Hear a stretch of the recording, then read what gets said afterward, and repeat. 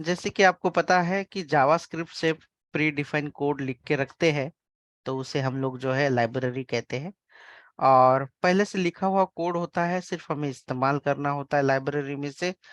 तो यहाँ पे जब एपीआई से रिस्पॉन्स आता है तो पर्टिकुलर डेटा आता है। जैसे कि मैं आप लोगों को एपीआई का रिस्पॉन्स या डेटा भी आपको बना के दिखाऊंगा। जैसे कि आप लोगों को पता है, ये इस तरीके से आपको डेटा दिखता है। ये एरे में आपको डेटा आ रहा है, सपोज मान लेते हैं। स्क्रीन दिखाई दे रही है ना, विजिबल है? यस। जैसे कि फर्स्ट नेम कोलन, ये डेटा है।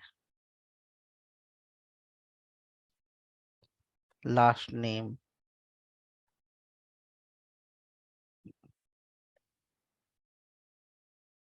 ऐसे ये डेटा है। और ये सिर्फ एक ही डेटा नहीं, एक ही ऑब्जेक्ट नहीं, तो बहुत सारे लोगों का डेटा हो सकता है। तो जब हमें जरूरत है, मान लो कि अभी आप लोगों को जरूरत है सिर्फ सारे डेटा की, लेकिन कल जाके फॉर एग्जांपल जिनका रैंक जो है, रैंक लेट्स सी 1 है। अभी आपको बोला गया है कि जिनका रैंक 1 है वही डेटा आपको चाहिए। तो आप इसे कैसे निकालोगे, इसके साथ कैसे काम करोगे आप, है ना? अभी रैंक 1 जो है ऊपर मैंने दिया हुआ है,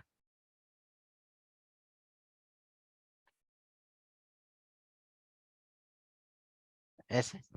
तो रैंक 1 के लिए जिसका रैंक जो है वो 1 है वही डेटा आना चाहिए, बाकी का डेटा नहीं दिखेगा या अलग फॉर्मेट में चाहिए। तो इसके साथ आप कैसे काम करोगे, इसके साथ कैसे डील करोगे? तो बेसिकली इसके साथ काम करने के लिए हमारे पास एक लाइब्रेरी है जिसका नाम है RxJS। ये पहला है RxJS। RxJS का काम क्या है? जो भी डेटा होगा उसके साथ इफिशिएंटली हम लोग वर्क कर सके। तो आज की जो लाइब्रेरी है जिसके बारे में हम लोग जान रहे हैं, ये है RxJS।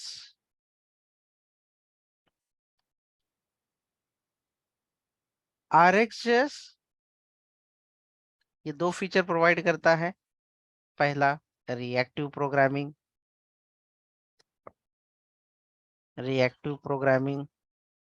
और दूसरा डेटा के साथ हम वर्क कर सकते हैं। डेटा को हम यहाँ पे स्ट्रीम्स कहते हैं। क्या कहते हैं डेटा को यहाँ पे हम लोग? स्ट्रीम। स्ट्रीम्स कहते हैं। RxJS लाइब्रेरी के जो दो बेनिफिट है, जो सबसे ज्यादा हम लोग यूज करते हैं, जो प्रोवाइड में है, एक है रिएक्टिव प्रोग्रामिंग और दूसरा है स्ट्रीम्स के साथ मैनिपुलेशन, यानी कि जो भी डेटा है हम उसके साथ चेंजेस कर सकते हैं और जैसे चाहिए वैसे। बारी बारी में दोनों भी चीजें हम लोग समझेंगे, कोई भी ऐसा डिफिकल्ट नहीं है इसके अंदर। रिएक्ट यानी आप कैसे रिएक्ट करते हो, जैसे हम बात करते हैं, तो उसी तरीके से रिएक्टिव है। मैं आपको एक एग्जांपल के सहारे समझाने की कोशिश कर देता हूँ कि रिएक्टिव क्या चीज होती है।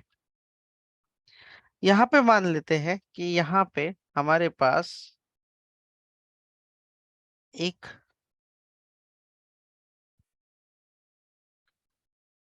फ्लिपकार्ट के एप्लीकेशन है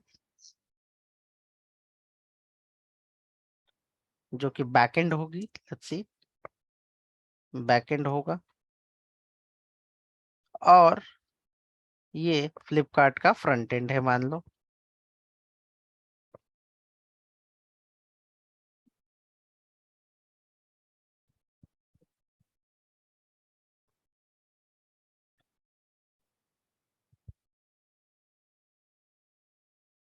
और आप लोग जब ऑर्डर ऑर्डर का जो स्टेटस होता है, सबसे पहले आप लोगों ने amazon या फ्लिपकार्ट से कभी शॉपिंग किया है? Yes sir. जब आप जब आप ऑनलाइन शॉपिंग करते हैं, फर्स्ट टाइम जब ऑर्डर देते हैं तो उसका स्टेटस क्या होता है ऑर्डर का?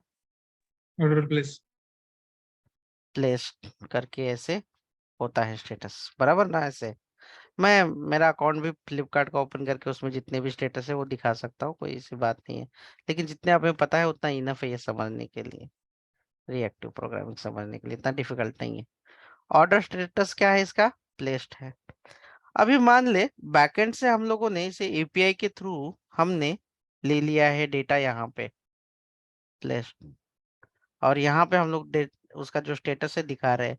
क्या स्टेटस दिख रहा है इसका अभी फिलहाल? इसका Place. Status place. Front end में प्लेस दिख रहा है। कब दिखेगा ये? जब हमने वो एपीआई कॉल की है तब। बस हमने एक बार एपीआई कॉल की और दैट्स इट, वो डेटा आ गया, अपडेटेड डेटा। लेकिन जैसे ही कोई उसका जो पैकेजिंग करते हैं, या उसके बाद का कौन सा स्टेटस होता है प्लेस के बाद, जो भी याद आए, Tracking ID. वो जो ऑर्डर स्टेटस है वो पैकेज होने के बाद कुछ तो होता है ना, रेडी टू शिप ऐसा कुछ होता है शायद से। Yes sir. Dispatch for delivery आता है सर। प्लेस होने के बाद दूसरा क्या है? Dispatch for delivery. Dispatch for delivery. Dispatch for, चलो ठीक है, डिस्पैच लिख देते हैं। ठीक है। अब अगर मान लो ऑलरेडी आपने वो एपीआई का डेटा तो लिया, लेकिन जब आपने डेटा लिया था तो उसका स्टेटस क्या था? Place. और अब उसका स्टेटस क्या हुआ?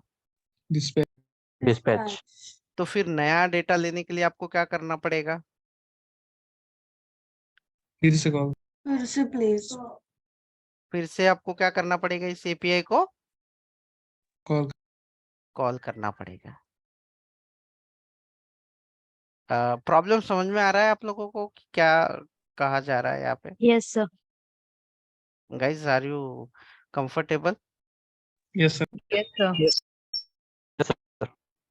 देखो, जब हम लोगों ने क्या किया कि जब ये प्लेस स्टेटस था तब हमने एपीआई से डेटा यहाँ पे दिखा दिया, तो वो जो डेटा है वो पुराना डेटा है जो कि प्लेस्ड है। लेकिन अब उसका ऑर्डर स्टेटस क्या हुआ है? डिस्पैच हो चुका है।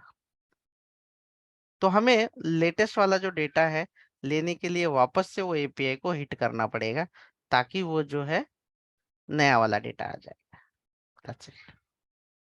हाँ, अभी ये जो हिट करो, आपको कैसे फ्रंट एंड को कैसे पता चलेगा कि ये नया डेटा आ गया है करके? ये तो दो अलग अलग सिस्टम होती है, ये दो अलग अलग सर्वर होते हैं। यहाँ पे बैकएंड के एपीआई में ये जस्ट वैल्यू चेंज हो रही है इसकी, कि वही रह रहे हैं। तो कैसे फ्रंट एंड को पता चलता है? नहीं पता चलता। तो पता नहीं चलता तो क्या ये एपीआई हर बार, हर 5 मिनट में या 10 मिनट में या 6 सेकंड में इसको हर बार एपीआई को अपडेट करते रहना है, बार बार उसे हिट करते रहना है?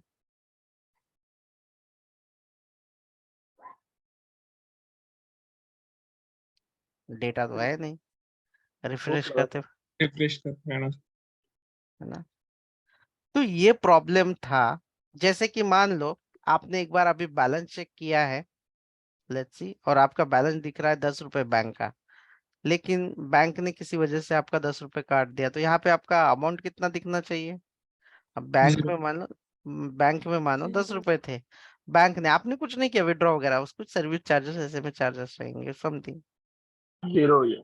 लेकिन जब तक ये फ्रंट एंड से हिट नहीं करेगा इस एपीआई को, तब तक नया डेटा नहीं आएगा। ये तो बड़ा प्रॉब्लम हो गया, क्योंकि डेटा मिसमैच हो रहा है, स्टेटस मिसमैच हो रहा है। जैसे ही मानो बैकएंड में डिस्पैच हो गया, लेकिन फ्लिपकार्ट में अभी भी प्लेस दिख रहा है। तो ऐसा कुछ हम लोग बना सकते हैं। तो डेवलपर ने क्या किया, एक लाइब्रेरी बनाई इसी चीज के लिए, यही प्रॉब्लम सॉल्व करने के लिए, कि हमें एपीआई हिट करने की जरूरत नहीं होती। एक ही बार हमें एपीआई को हिट करने की जरूरत नहीं होती। अभी मैं आप लोगों को एक सिंपल सा एग्जांपल देता हूँ। हमें एपीआई को हिट करने की जरूरत नहीं होती है, बार बार इसे हिट करने की जरूरत नहीं होती। हम सिर्फ एक बार इसे क्या कहते हैं, इसे ग्रीन में मैं लिख देता हूँ। हम ये जो एपीआई है ये एपीआई जो है, इस एपीआई को सब्सक्राइब करते हैं। क्या करते हैं इस एपीआई को? सब्सक्राइब सब्सक्राइब करते हैं। सब्सक्राइब करने के बाद जैसे ये जो ऑर्डर स्टेटस में चेंज हो जाएगा, ऑटोमेटिकली मतलब जो कोड लिखा है, ये प्रोग्रामर ने जो लाइब्रेरी में कोड लिखा है, जैसे ही इस डेटा में चेंज हो जाएगा, तुरंत यहाँ पे भी वो नया डेटा जो है लेके आ जाएगा। अभी ये कैसे होता है? आप अगर यूट्यूब का एग्जांपल लेते हो, अगर मैंने वीडियो अपलोड किया, तो आपको ऑटोमेटिकली वो डेटा आता है या आपको रिफ्रेश करना पड़ता है कहीं पे जाके? ऑटोमेटिकली आता है। ऑटोमेटिक ये भी एक ऑटोमेटिक तो ये जो एग्जाम्पल है, इसे कहते हैं रिएक्टिव प्रोग्रामिंग। पहले जो पढ़ा था वो नॉर्मल प्रोग्रामिंग कह सकते हैं हम लोग इसे, लेकिन रिएक्टिव प्रोग्रामिंग इस तरीके से होती है, रिएक्ट करता है। जैसे वो पर्टिकुलर डेटा चेंज हो जाता है, ऑटोमेटिकली वो जो यहाँ पे इस्तेमाल हो रहा है, वहां पे भी वो रिफ्लेक्ट हो जाता है। हमें उस एपीआई को हिट करने की जरूरत नहीं है, कुछ भी नहीं। डिफॉल्ट कनेक्शन चला ही रहता है, चलता ही रहता है ये कंटिन्यू। यहाँ पे अभी एनिमेशन नहीं तो ये चलते ही रहते हैं स्ट्रीम्स जो है। जैसे यहाँ पे चेंज आया, तुरंत यहाँ पे अपडेट जो है आते रहेगा यहाँ पे तुरंत। तो इसी को कहते हैं रिएक्टिव प्रोग्रामिंग। जब भी कोई डेटा चेंज हो जाए, ऑटोमेटिकली जो जो उसका सब्सक्राइबर है, उसे वो चेंज हुआ हुआ डेटा मिल जाता है automatically, and this is called reactive programming. और रिएक्टिव प्रोग्रामिंग हम इंप्लीमेंट कर रहे हैं यूजिंग RxJS लाइब्रेरी। तो RxJS लाइब्रेरी जो है क्या प्रोवाइड करता है आपको? रिएक्टिव प्रोग्रामिंग प्रोवाइड करता है। And what is reactive programming? जैसे कि जो डेटा स्ट्रीम होता है, ये जो डेटा बहता है, जो डेटा स्ट्रीम होता है, डेटा स्ट्रीम में जैसे ही कोई चेंजेस हो जाते हैं, ऑटोमेटिकली उसके जहां जहां पे सब्सक्राइबर होते हैं, वहां वहां पे जो चेंज हुआ या जो मॉडिफाइड हुआ हुआ डेटा है, वो ऑटोमेटिकली वहां पे रिफ्रेश हो जाता है या अपडेटेड मिल जाता है। यही है आपकी रिएक्टिव प्रोग्रामिंग।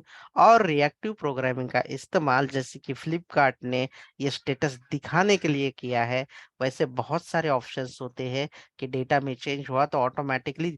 अब ये फ्लिपकार्ट में आपका सिर्फ वेब एप्लीकेशन ही नहीं होगा, एंड्रॉयड एप्लीकेशन भी हो सकता है। होता है ना, अगर आपने एंड्रॉयड एप्लीकेशन से भी चेंज किया, तो वेब एप्लीकेशन में भी आपको दिखाई देता है। तो इसी को कहते हैं, ये सिंपल टर्म को कहते हैं रिएक्टिव प्रोग्रामिंग। कि मेन डेटा में, सोर्स डेटा में चेंजेस हुआ, तो उसके जितने भी सब्सक्राइबर है, उसे ऑटोमेटिकली अपडेट्स मिल जाती है। That's it.